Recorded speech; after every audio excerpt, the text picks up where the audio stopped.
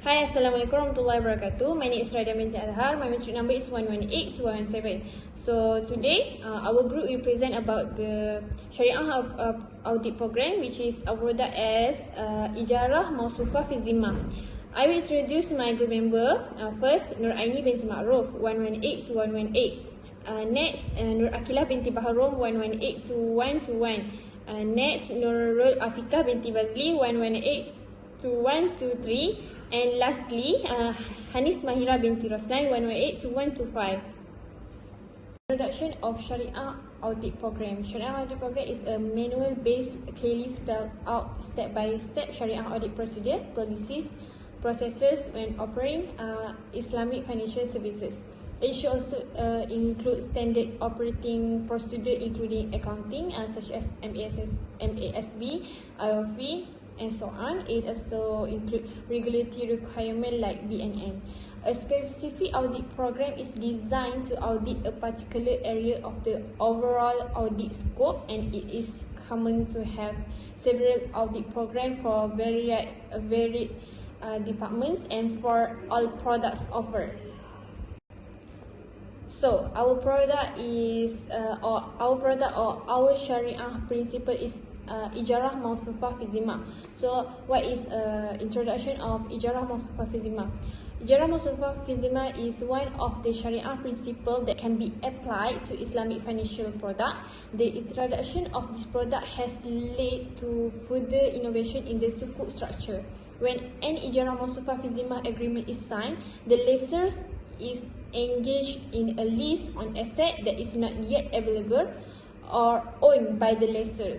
According to agreement, the lessor is responsible for delivering the asset based on agreed specification, value, and time frame for availability. Okay, now let's get to know with the Public Islamic Bank Berhad. Public Islamic Bank Berhad is a wholly owned subsidiary of Public Bank. They have commenced its operation on 1 November 2008.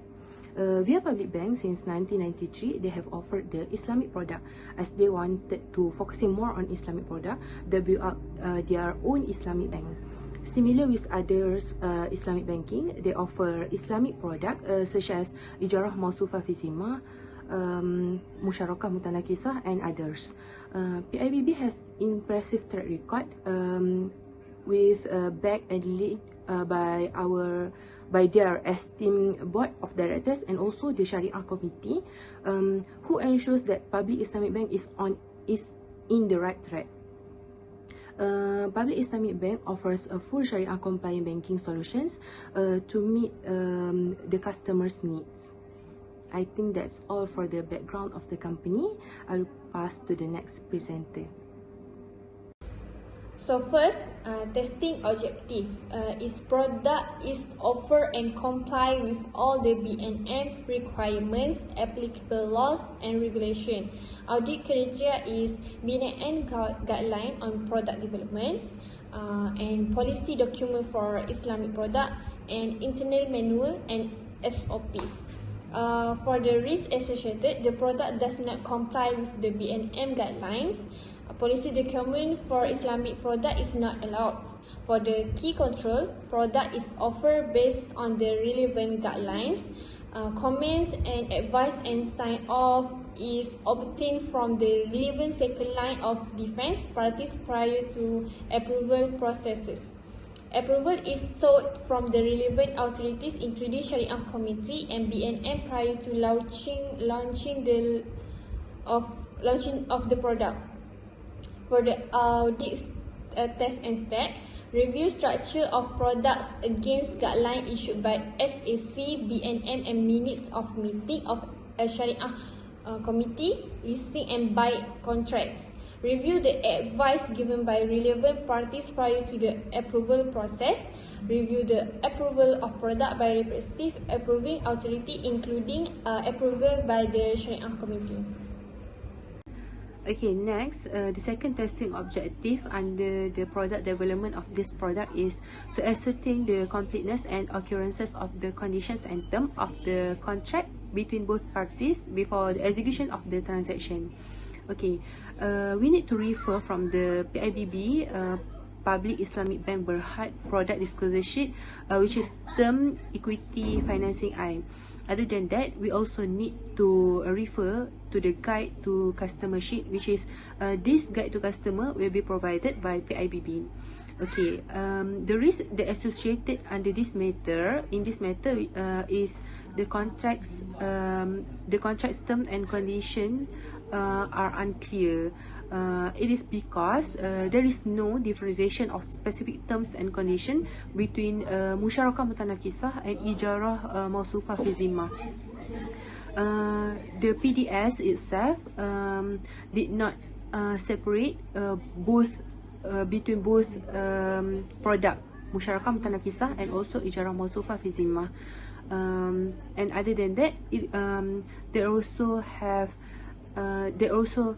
didn't have the details of related parties involved in the agreement, which are bank and customers.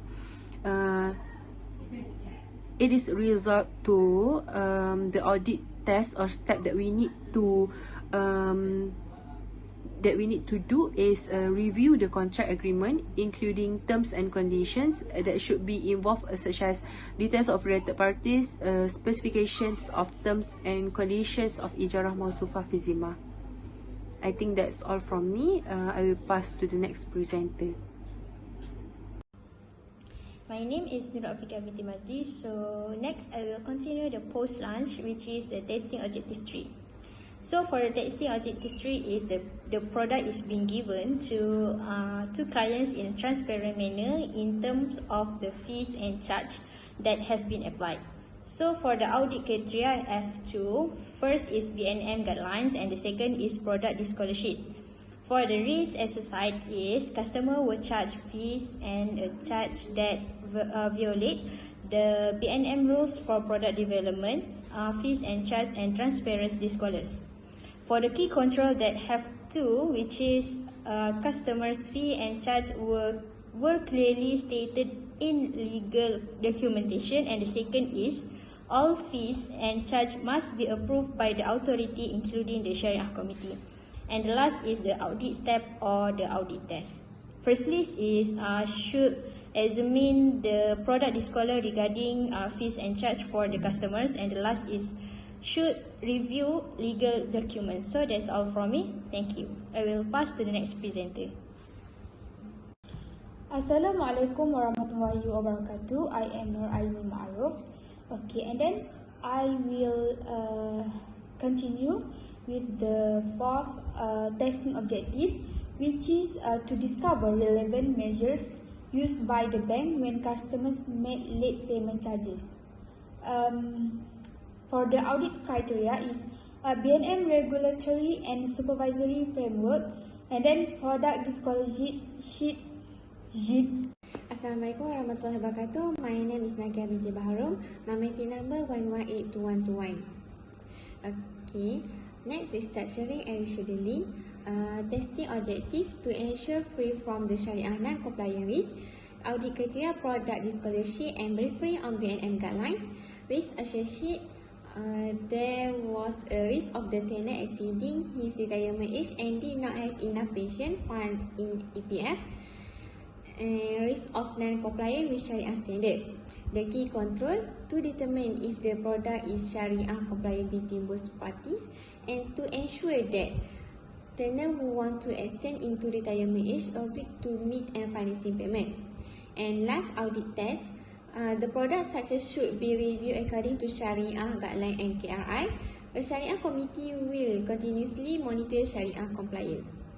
Next, conclusion. Firstly, set a systematic approach to audit as audit program, specific steps to be taken by auditor.